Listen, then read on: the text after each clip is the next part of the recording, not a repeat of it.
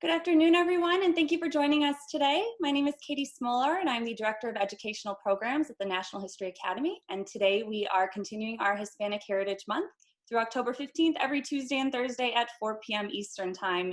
We'll be joined by a different historic site across the country that recognizes and honors the contributions and cultures of Hispanic Americans. And today we'll be virtually visiting with the National Trails. And we are joined by Angelica Sanchez-Clark, an historian with the National Trails, as well as Erin Marr, the superintendent. But first, we're going to be starting with this wonderful video. And be sure to add questions in the chat. We'll be ending with a Q&A session towards the end.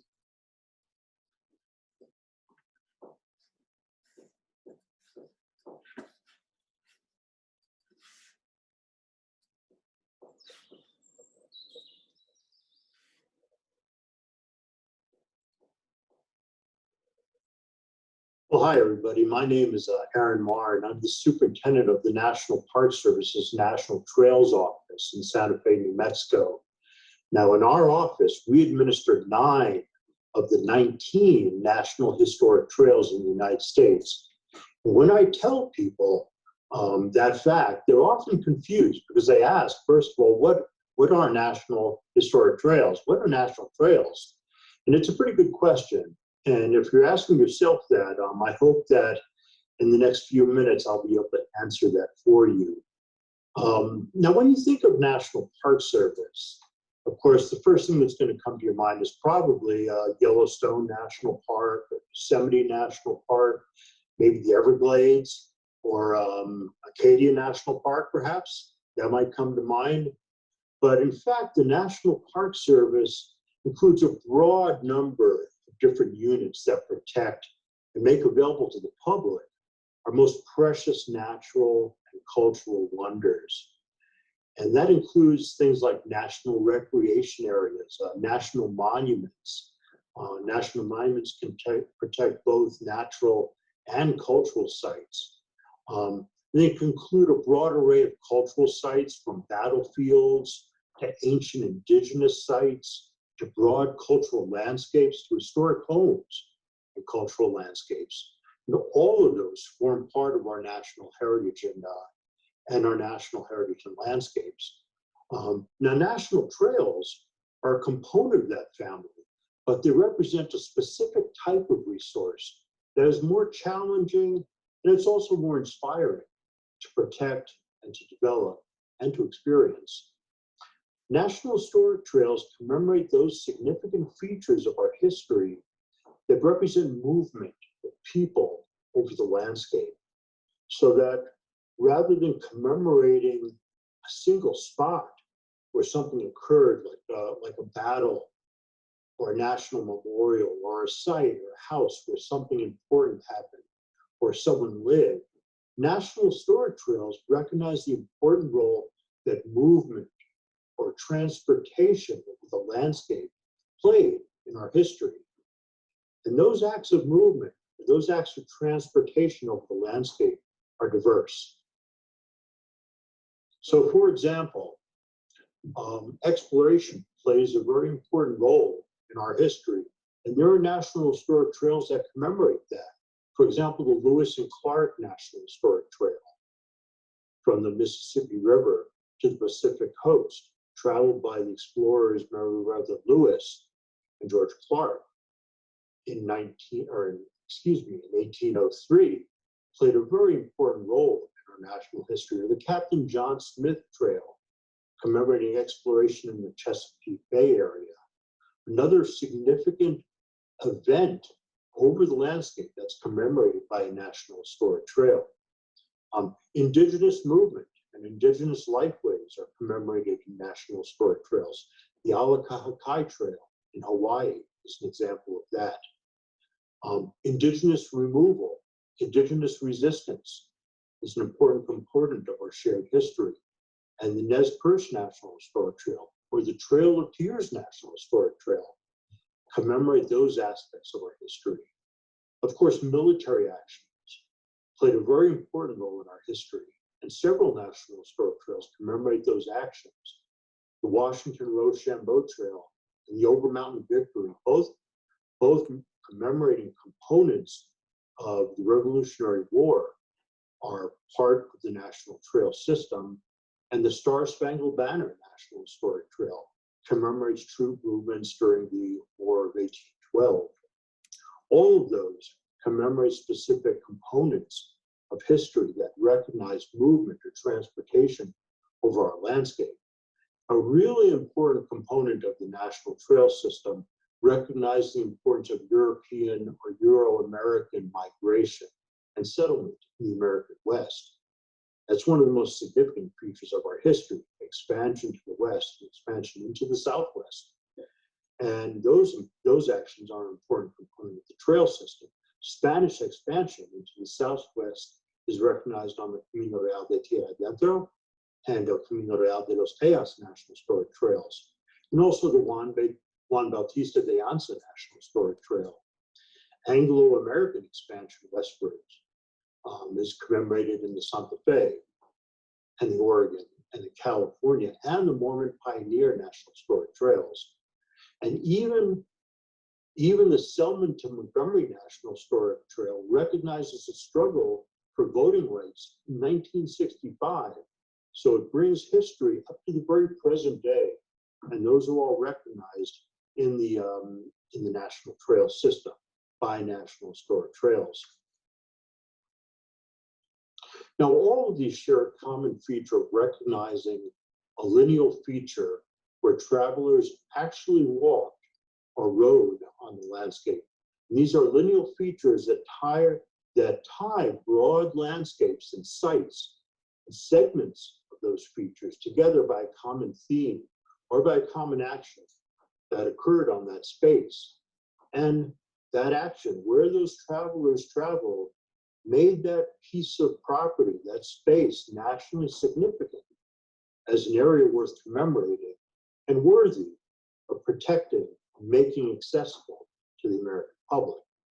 And that's our goal in the National Trail System.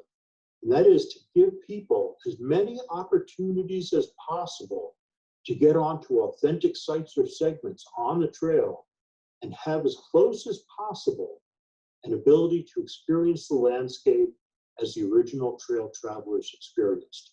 That is the fundamental goal of the National Trail System and our work. And that's a challenge. That's a challenge for us. And one of those challenges is the length of these trails. I mentioned the Selman and Montgomery National Historic Trail, and that's also our shortest National Historic Trail. It's only about 55 miles long in the state of Alabama. But most National Historic Trails are hundreds and even thousands of miles long. As an extreme example of that, the California National Historic Trail and the Trail of Tears National Historic Trail, both of those lineal features are each over 5,000 miles long. Tremendous distances, these long distance trails that we work on.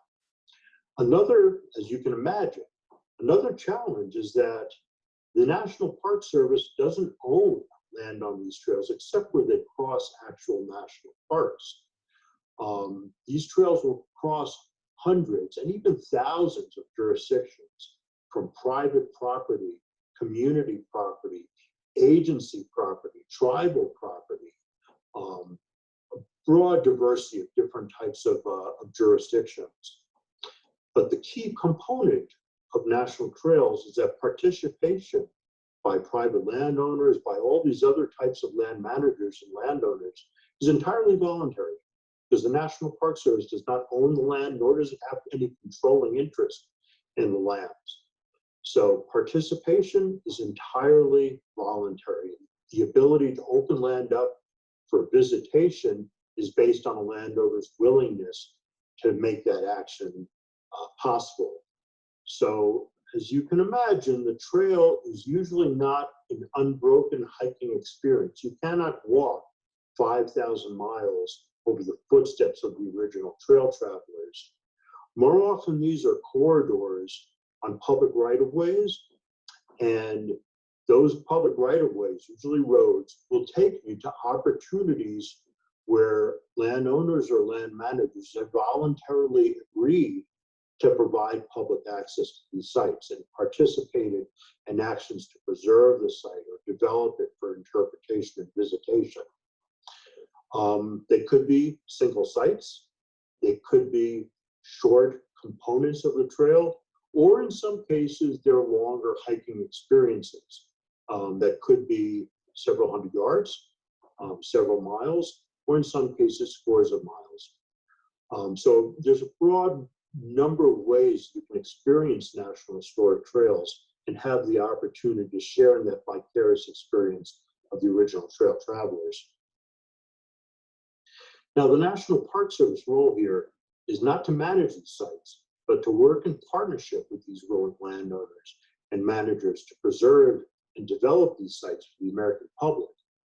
So in our office, the National Trails Office in Santa Fe, we have historians, we have data managers, interpreters, planners, landscape architects, and preservationists.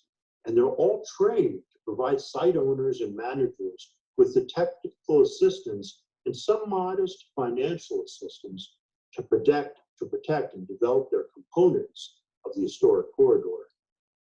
So today, let's see how this works in action and visit some parts of a National Historic Trail. We're going to visit today some features of the Camino Real de Tierra Adentro National Historic Trail, which is located right here in New Mexico. Now, there are several National Historic Trails that represent Spanish expansion and settlement and development in the American Southwest. And they all commemorate the strength of our Latino heritage in the United States. The Camino Real de Tierra Adentro represents the earliest expansion of Spanish society and institutions into northern Mexico and our Southwest. And those began with indigenous footpaths that existed for centuries before European contact. Starting in Mexico City, the Camino Real stretches 1,200 miles through northern Mexico before entering the United States at the Rio Grande at El Paso. And it continued that along the Rio Grande River corridor into northern New Mexico and eventually ended in Santa Fe, New Mexico, and in San Juan Pueblo, just a short distance north of Santa Fe. That component of the Camino Real that's in the United States from El Paso to northern New Mexico is now a National Historic Trail. So we're going to visit right now some components of that that are accessible to the public here in New Mexico. And for that, I'm going to turn it over to our lead historian in the office, Dr. Angelica Sanchez-Clark, who is on site at the Gutierrez Hubble Home in Albuquerque's Southwest Valley. Angelica? Hi, my name is Angelica Sanchez-Clark, and I am a historian with the National Trails Office of the National Park Service. Today, we would like to share some information and history about El Camino Real de Tierra Adentro, one of two National Historic Trails that our office co-administers with the Bureau of Land Management. This south-north historic route began in the Spanish colonial capital of Mexico City and ended just north of Santa Fe. In 1598, Juan de Oñate led a Spanish settlement expedition made up of settlers, priests, soldiers, indigenous and mestizo guides, and enslaved peoples into today's New Mexico. The Camino they established was based upon a network of cultural and trade routes that had linked Southwest indigenous groups from New Mexico, Arizona, and Colorado with one another and with important tribal cultures to the south. For nearly 300 years, El Camino Real de Tierra Adentro served a variety of purposes. Wagons transported royal decrees, mail, mission supplies, and merchandise. Caravans also transported cattle, sheep, goats, burros, and chickens. People that traveled the Camino included settlers, priests, government officials, merchants, enslaved indigenous peoples, and prisoners.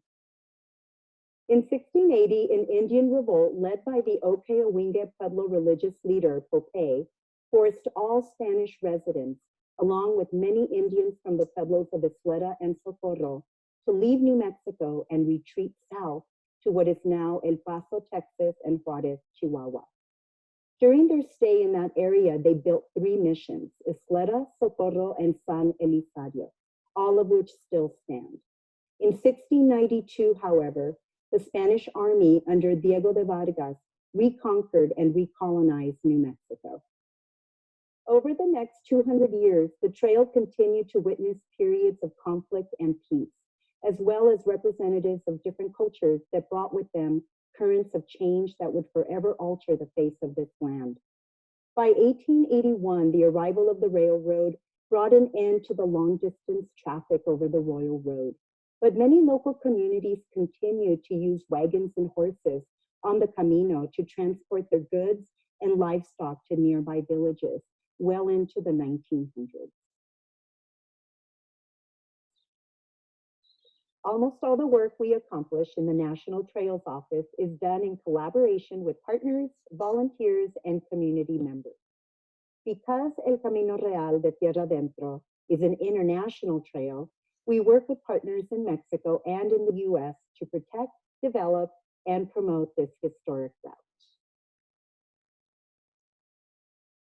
Today, we are at the site of one of our certified partners, the Gutierrez Hubble House in Albuquerque, South Valley. This property was originally an estancia or ranch on the trail, and it became one of the important parajes on the trail. Caravans made camp at parajes every 10 miles or so on the journey from northern Mexico to northern New Mexico. A paraje could be a ranch, village, or a simple campsite. These parajes served travelers for centuries. Some became the cities of today, such as Albuquerque and Socorro. We are standing in front of the Acequia Madre, or main irrigation canal, which is over 100 years old. This irrigation system was introduced by the Spaniards, who in turn learned it from the Moors that had ruled the Iberian Peninsula for over 700 years. This historic acequia is still used today to irrigate acres of agricultural land. In 2015, the Gutierrez Hubble House was listed on the National Register of Historic Places. Today, you can visit the Acequia Madre, 10 acres of cultivated farmland, and the main house, which is now a museum. The house faces a section of the Camino Real that is today's Isleta Boulevard, which evokes its importance as a stopping point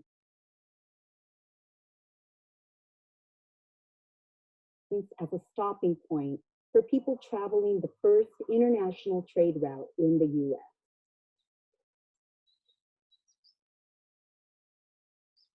Let's continue our journey on El Camino Real and visit a few other trail sites. Presidio Chapel of San Elizario.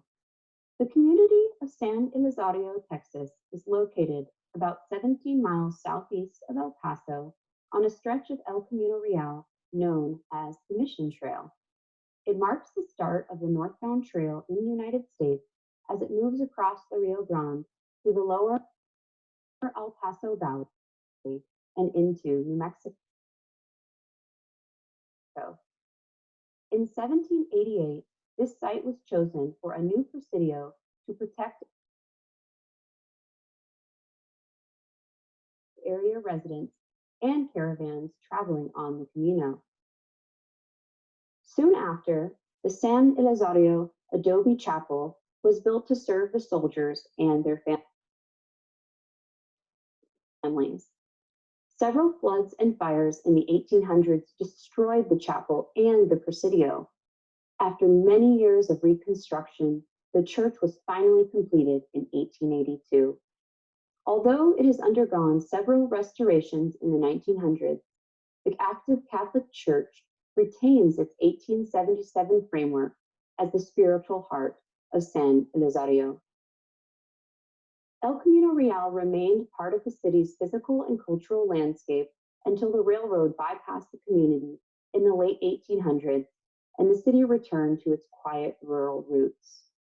Despite centuries of change, El Camino Real, today's Glorieta Road, still leads residents and visitors to and from the chapel at the old Presidio. Today, you can visit the church, the Los Portales Information Center and Museum, and the town square to learn more about this historic community.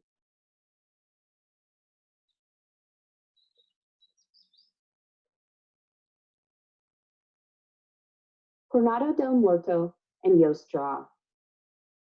The Jornada del Muerto, or Dead Man's Journey, is a parched and perilous section of El Camino Real that spans 90 miles of desert in southern New Mexico.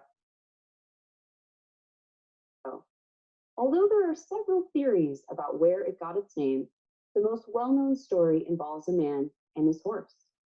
In 1670, German trader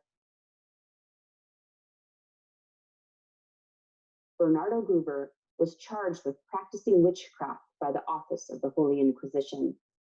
He managed to escape a Sandia Pueblo prison, only to die of exposure along with his horse, just beyond the escarpment at the northernmost point of Yost Draw.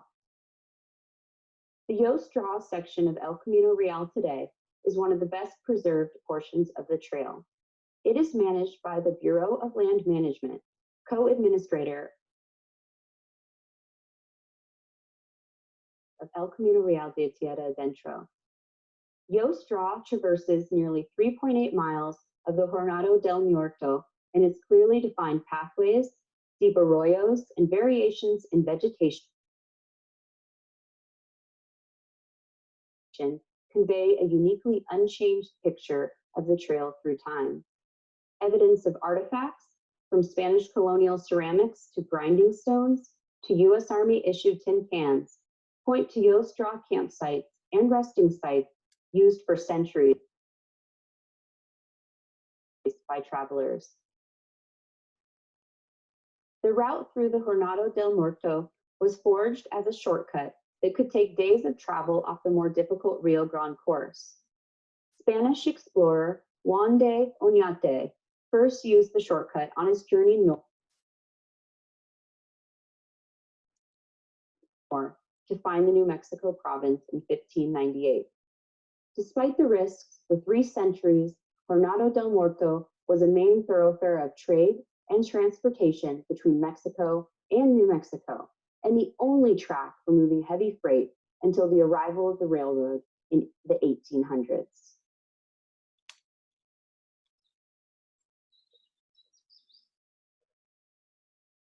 Martinez Town, a neighborhood at a crossroads. From the corner of what is today's Martin Luther King Jr. Avenue and Edith Boulevard, in the heart of Albuquerque, New Mexico, you can turn in all directions and witness hundreds of years of history. This modern-day intersection represents a historic crossroads of trade and travel routes. In the 1700s and possibly earlier, the Tijeras Canyon Trail was a primary east-west route leading from the Rio Grande Valley to Tijeras Canyon and the community of Conway. South to north is El Camino Real de Tierra Adentro, the historic trail that runs through the community of Martinez Town. In the 1700s, residents of Albuquerque's Old Town grazed their sheep in the sandhills that make up Martinez Town. Around 1850, Manuel Martin and his family moved to this area, and a small agricultural community soon developed. Travelers often stopped to rest and pick up supplies in this working village. In the 1950s and 60s, long after people stopped traveling on the historic Camino, the residents of Martinez Town found themselves at a different kind of crossroad. In the 1970s, Martinez Town was declared a blighted slum, but residents successfully organized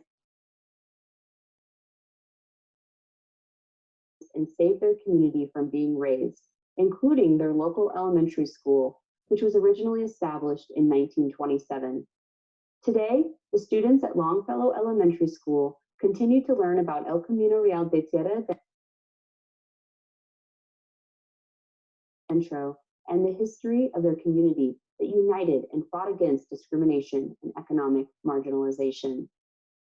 Together, settlers and travelers on the Camino Real helped each other survive, and Martinez Town continues to reflect the blended cultures, connection to the land, and community spirit upon which it was founded.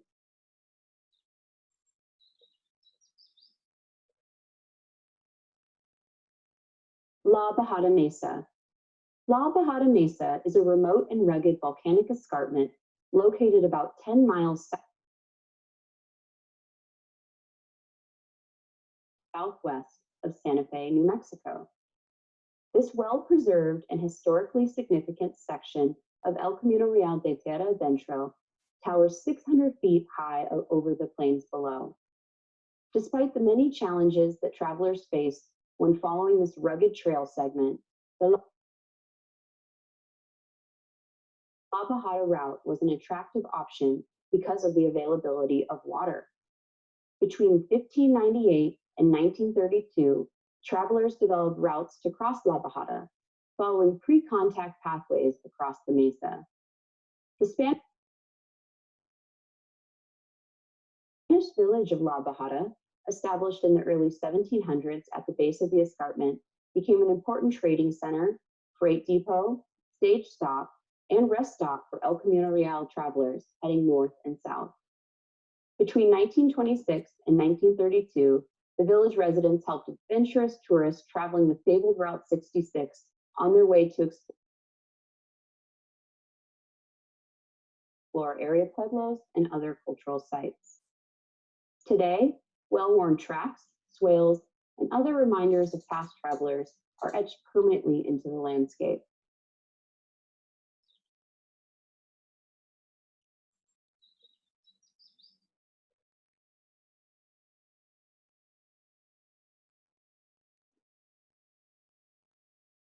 As a route of conquest, settlement, religious conversion, trade, and military operations for nearly 3 centuries, El Camino Real de Tierra Adentro transformed North American history and culture. The designation of this route as a National Historic Trail in 2000 recognizes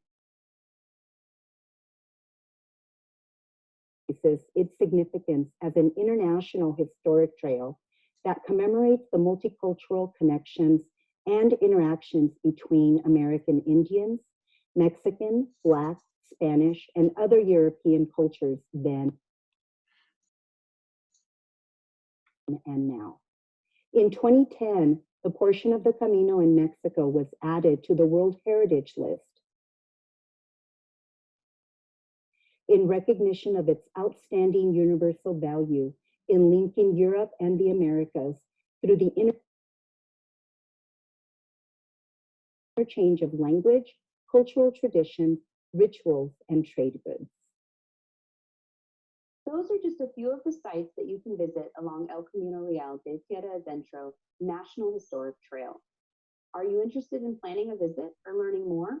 You can find more information at nps.gov/ELCA, or check out the trail on the National Park Service app, which can be downloaded for free in your mobile app store.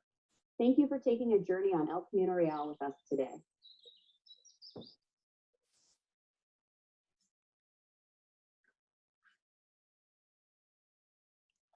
All right, well, thank you to the National Trails for creating that video and sharing it with us. And we have Aaron and Angelica with us today. So thank you again for joining us.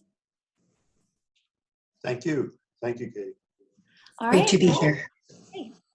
And we are going to have National History Academies, one of our own TAs, Ben Keller-Halls. He's going to be joining us, and he's going to be leading the questions for the Q&A session. Yeah, so let's get right into it. Our first question was from Amber. Do you investigate possible new trails even now, adding as you are able to? Well, thank you, Amber. That's a great question. The answer is a little mixed. The answer is yes, we are still investigating new trails, but we do so only at the request of Congress. You know, this is the National Historic Trails are very unique types of elements in the National Park Service. They represent national significance. They represent many different states. And as a result, they have a higher level of recognition than routine types of commemorative activities. So all National Historic Trails are established by Congress, and we study them based on the request of Congress. So it actually takes an act of Congress to ask us to study potential new additions to the national trail system. And for that reason, it's a rather lengthy process. You know, after Congress creates a what we call a feasibility study act, they task us with studying the trail. We go through a study process and we create a feasibility study. And that identifies whether the trail is nationally significant, whether we know where it is, whether there was actual historic use, whether it truly is a historic resource, and whether it's significant because of that use, that historic use. And then we also identify if there's public interest, if there's popular support for it, if it's desirable. Does the American public want to see this addition to the national trail system? And if there are opportunities along the length of the trail for the public to visit and to explore the trail's history and to learn about the trail's history. So after we submit that document, that study to Congress, then it takes a second act of Congress to actually designate the trail. So it's a rather lengthy process. And because of that, in the 50 years that the National Trail System has been in existence, only 19 trails have actually reached that level of designation by Congress. And I can tell you right now, our office is usually responsible for doing feasibility studies of new national historic trails or potential trails, at least in the American West. And we are studying right now 2 trails. Congress has asked us to study 2 trails for potential addition to the system. One is a trail that commemorates the route of an early 19th century explorer, a man named Zebulon Pike, who traveled from the St. Louis area across the plains to the Rocky Mountains, and then was taken prisoner by the Spanish government in southern Colorado and brought down the Camino Real to Chihuahua, Mexico, and then sent back to the United States along the Camino Real de los Tejas in Texas, and eventually released in Natchitoches, Louisiana. So that's one trail we're studying. The other trail that we're currently studying is called the Emancipation Trail, which commemorates the movement of recently freed slaves in 1865 through the remainder of the 1860s and into the 1870s.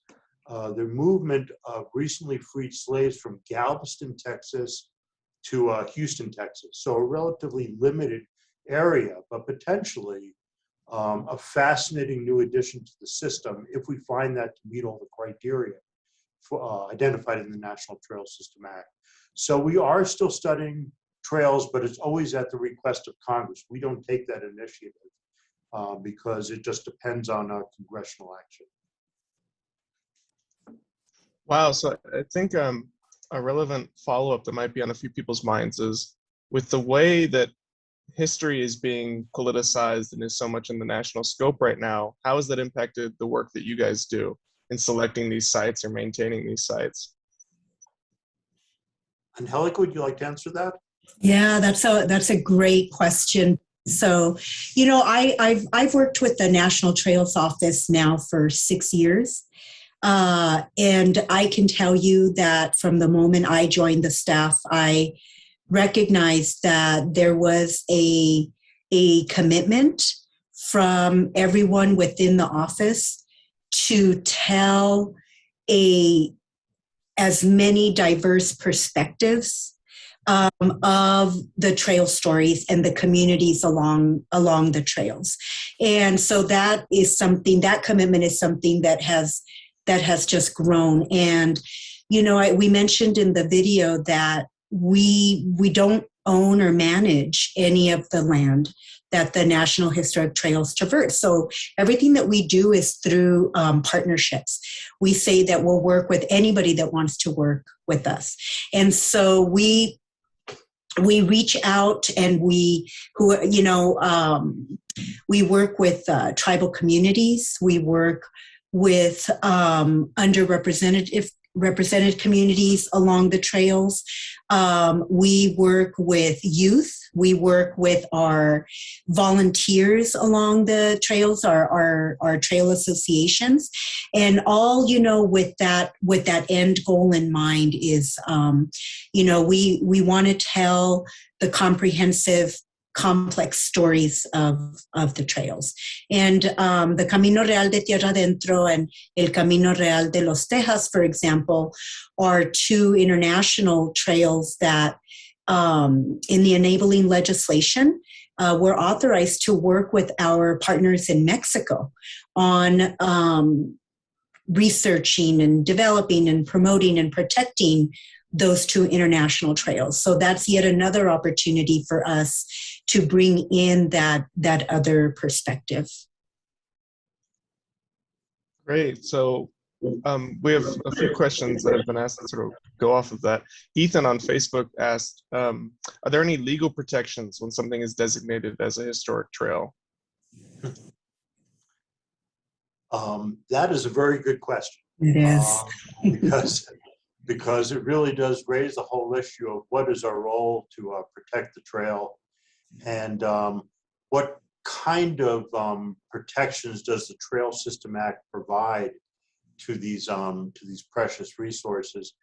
And the answer is kind of complicated, because the Trail System Act isn't necessarily a regulatory document that provides clear protective covenants over lands.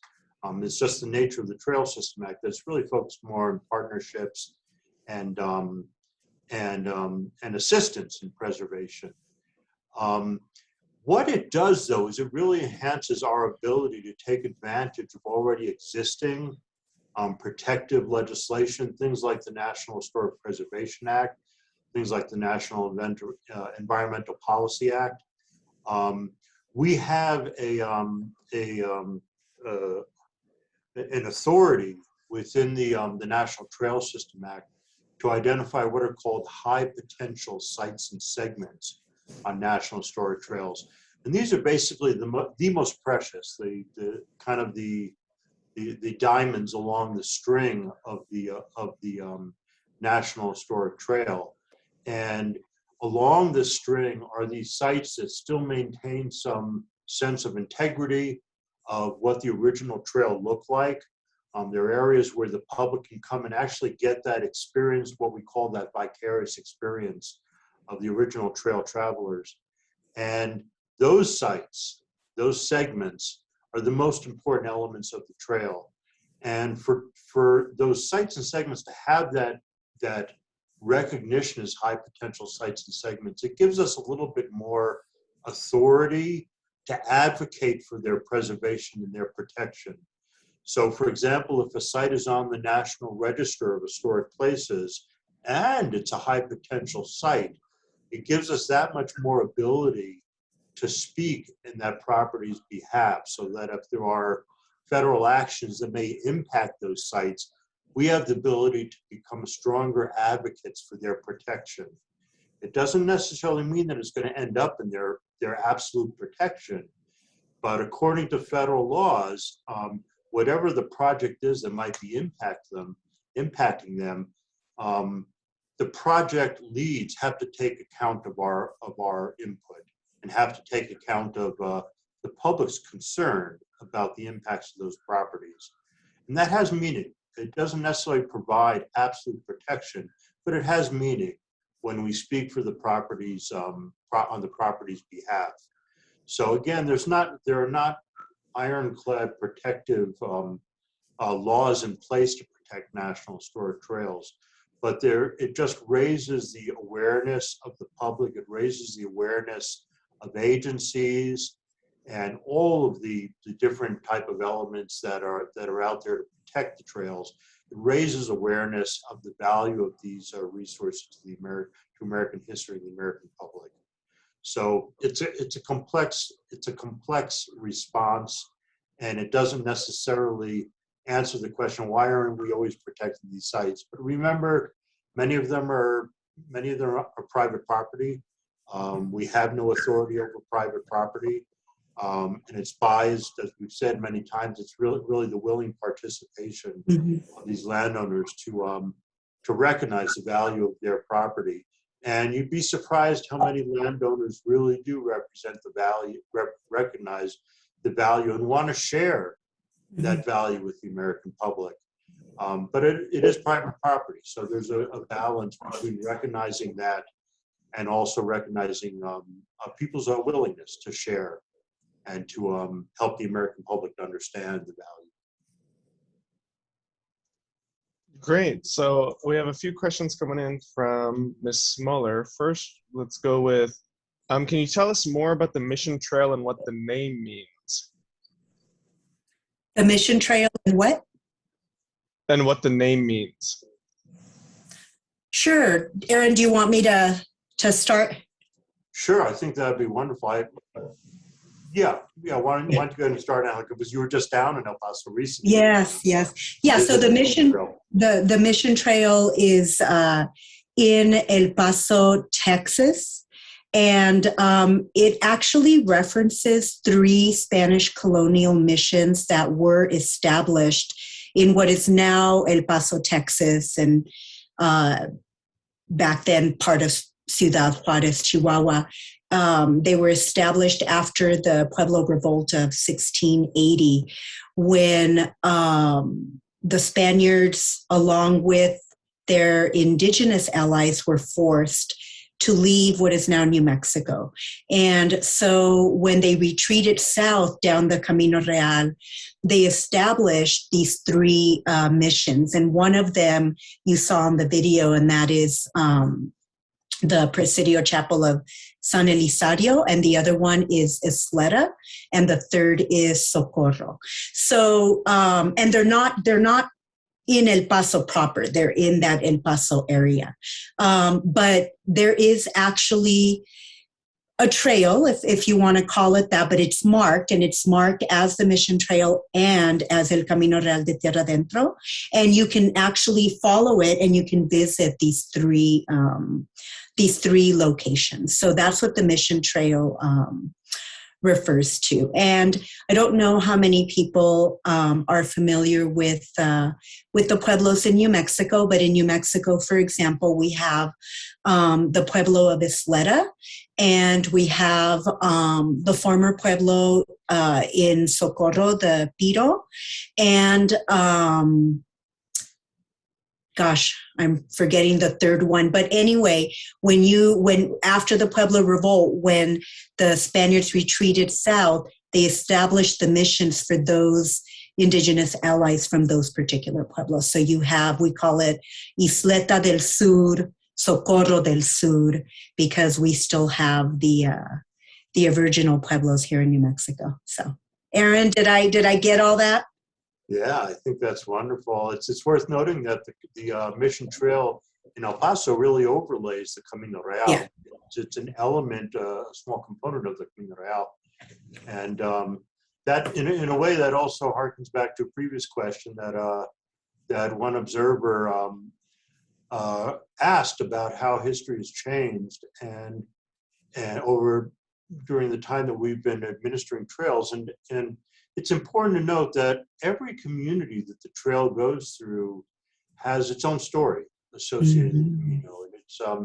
And it's been our goal, as Angelica has mentioned, is to be as inclusive as possible and to really recognize that every community has its own story, and it often is associated with the trail that came through it.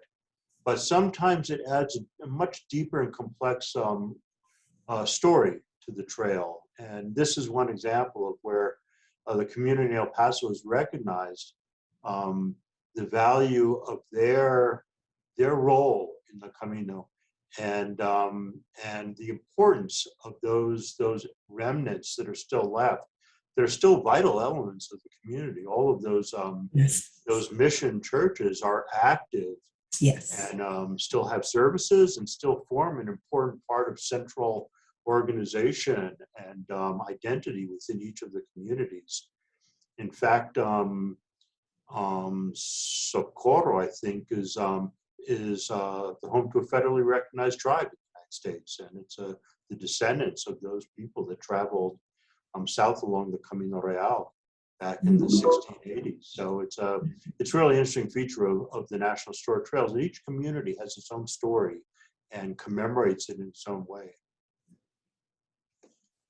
So considering that great diversity that you guys are talking about, what are your guys' personal favorite stops or personal favorite trails?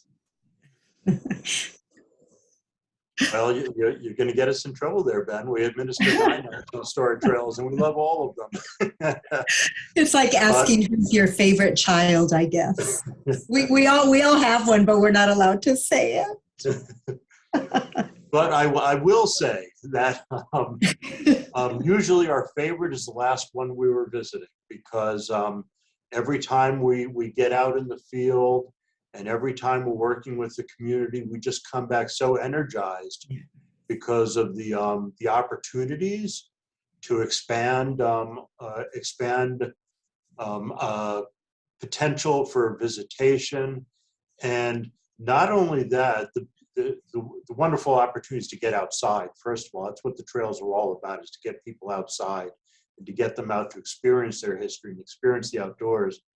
But with that comes a local community activism and a local community dedication.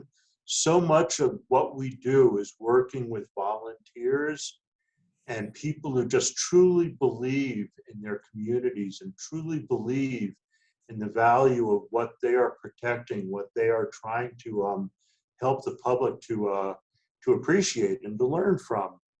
And that kind of dedication and that kind of enthusiasm is infectious. And every one of us, when we come back from a day in the field or from trips and working wherever it is, whether it's in Kansas or in Texas or in California or in Oregon, each one of us just comes back so energized from that time working with people on the ground at their historic site. It's really a wonderful thing, and that's why it keeps us so enthusiastic about the work we do. And that's why the last year and a half or 2 years of working under COVID has been such a challenge, just keeping that fire burning, keeping that enthusiasm going. When we're not able to get out into the field and to work with people, it's been a real challenge. Yeah, and I just wanted to add that, as we add new staff members and we have an opportunity to take them out on the trail and introduce them to our partners and to the sites, it just reminds you all over again of, how wonderful these trails are and how important they are. And so that's, and as Erin mentioned, it's tough because we have not been able to do a lot of traveling over the last year and a half. And, we've all learned to adapt and even thrive in this virtual, environment. But it's not ideal for the type of work that we want to be doing out there with people. So, yeah, those are powerful answers. So many of us here have personal ties or memories when we fell in love with history or some part of it or some place. What was that for you guys? How did you end up doing this passionate work?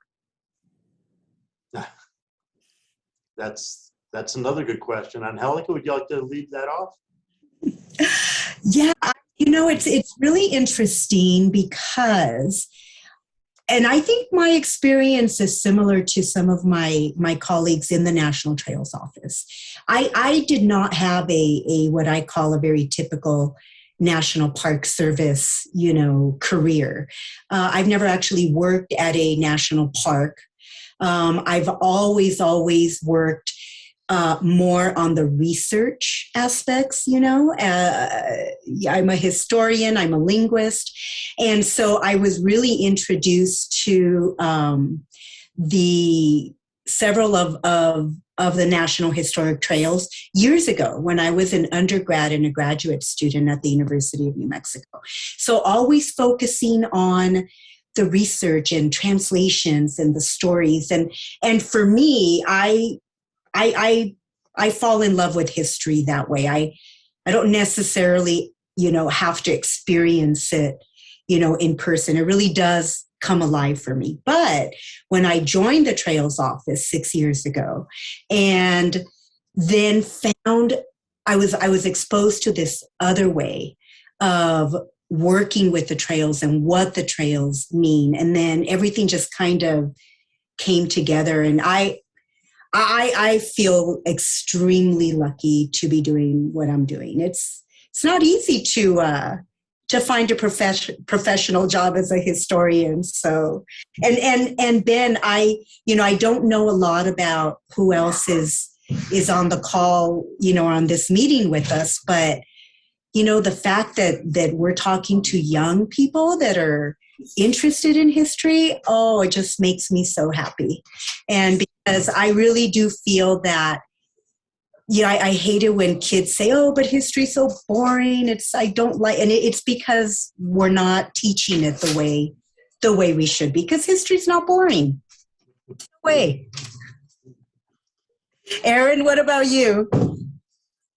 Well, I won't speak too long on this, but I will say quickly that I did come to my position in the National Park Service originally through the academy. I was teaching at the University of New Mexico, and I taught in Mexico and studied both in the United States and Mexico.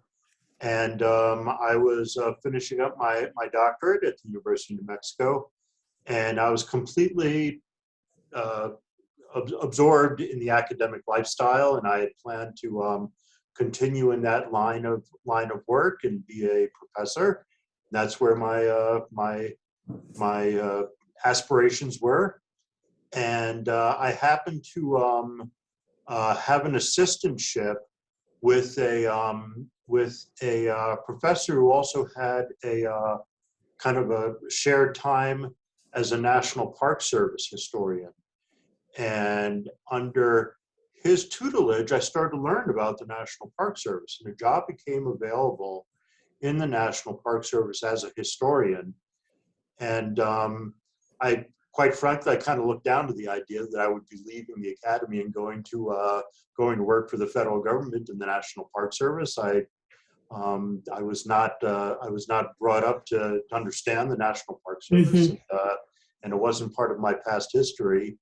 But as I looked more and more at the job description, it was almost as if it was written for me. The historical themes of northern Mexican history in the United States, everything about it just seemed to be written for me. So I talked to some of my professors, and I talked to some of my grad student friends who all thought I was crazy, but I went ahead and I took the plunge. I said, I'll apply for this job. I applied for it. I got it. This was back in the early 90s. And I quickly realized that it was the best decision I ever made in my life. I absolutely loved working for the National Park Service. Yeah. It got me outside. It got me to have impact in such a diverse range of the American public.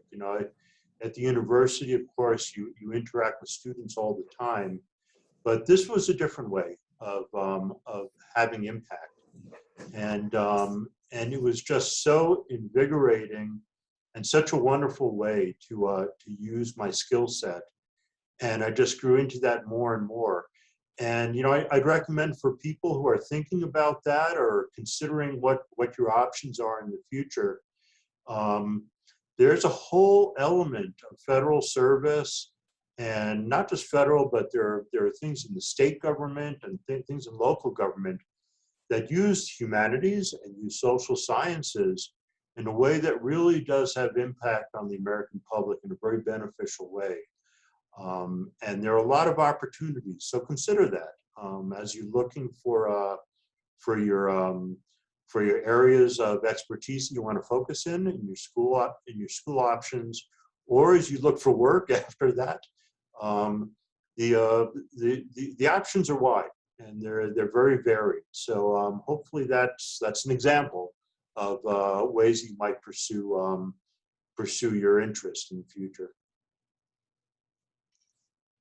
That's great. We were just about to lead into if you had advice for the young folks going into history. So that's awesome. So we have time. It looks for one more question. So maybe we can go to this one about to what extent, so we see at other sites, stationary sites, of course, that we visit with the National History Academy, we see the extent to which people whose antecedents were at that site as enslaved people, as some other integral part of that site, how those people can come and interact, and that family lineage is very tied to it. How does that work with the trails? And they're rather vast, but are there active communities that are still, as you said, some of the churches are still operating in these sorts of things, but are there sort of a pilgrimage dynamic almost to some of these things? Yeah, I can start the answer to that. And obviously you saw sites that are vibrant parts of community, traditional communities. A lot of the trails go through tribal lands, and those, of course, have tremendous significance to people that still live on the land like that. But one aspect of that is that by far the largest support groups that we have are actually descendants of the original trail travelers. And for example, one of the trails we administer is the Oregon National Historic Trail, which commemorates the migration of settlers to Oregon in the 1830s and the 1840s. And I don't know if anyone on the call here or in the class today is from Oregon, but one thing I learned as I became more and more familiar with Oregon history is that that migration along the Oregon Trail is kind of the touchstone for every Oregonian. That defines settlement in Oregon. It defines identity in Oregon. And in that regard, then the trail experience actually had a far-reaching effect in identity in American history, because people in Oregon recognize their ancestry by going over the trail, and many of those people really support work along the trail. Another great example of that is another trail that we administer is the Cherokee Trail of Tears.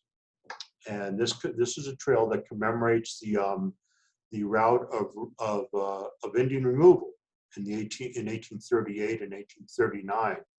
Very difficult part of our history, but one that's fundamental to understanding American history and understanding the development of the American nation. And it's also fundamental to understanding the Cherokee Nation. And the Cherokee also see that trail experience as a fundamental aspect of Cherokee identity and Cherokee integrity, and most importantly, Cherokee survival. And the Cherokee Nation is a huge nation now in America. It's over 300,000. I believe the latest count is over 300,000 people are identified as Cherokee citizens of the Cherokee Nation.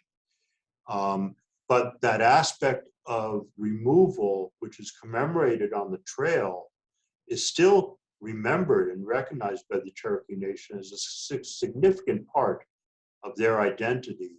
And there's frequent tours along the trail as people follow the trail and try and follow in the footsteps of their ancestors.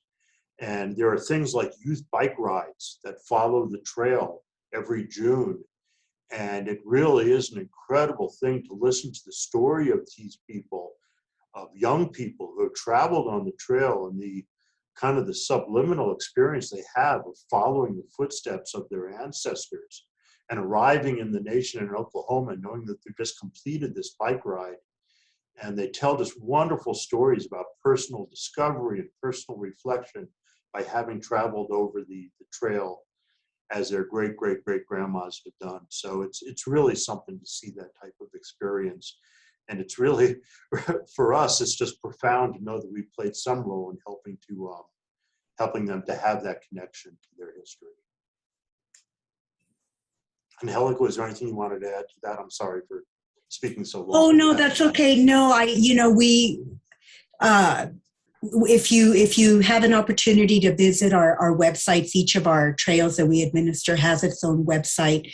And on there, you can click on links and read about the people and the stories and the places, right, associated with the evolution of the trails. And again, our goal is to tell that comprehensive story. And so when we're talking about immigrant trails, we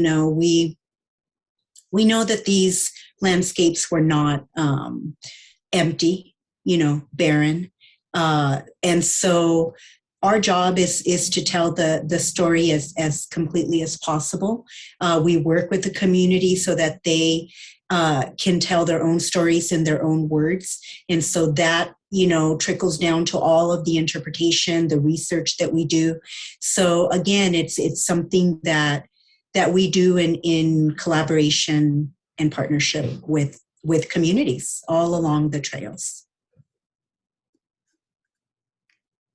Angelica and Erin, thank you both so much again for joining us today and sharing your expertise and your work. And I know I'm personally really excited to look more into the trails and everything. And Ben, I forgot to say, you are a future historian, current student at the University of Arizona. So pretty close to. Yeah, and Ben, nice. my majors are history and Africana studies. So the talk of the Selma Trail and the looking into the immense, those are my favorite. I can say those would be my favorites. Oh, that's wonderful. Yeah. Great. Yeah. Thank you all again for being with us today. We really appreciated having you here. Thank you, everybody. Good luck. Katie, I just wanted to say that I believe that M. Kessler from our office shared the link to the video. If you want to share that out with the. That would be great. Yeah, I'll add that in the perfect. Okay, So perfect. All right. Watch it. Perfect. Thank you so much. And to everyone watching at home, thank you again for being with us today. And we'll continue our Hispanic Heritage Month program on Thursday as we virtually visit San Juan National Historic Site. So hopefully see you there. And everyone have a wonderful rest of your day.